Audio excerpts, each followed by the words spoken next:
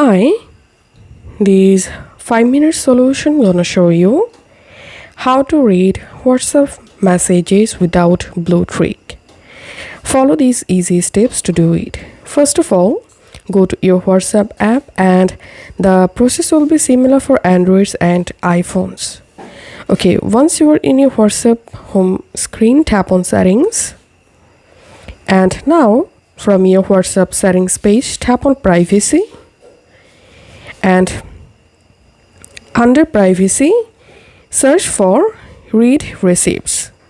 All you have to disable read receipts option, and if you turn off read receipts, you won't be able to see read receipts from other people.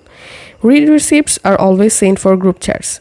Okay, once you successfully turn off read receipts, now on you will be able to see someone's message without blue tick.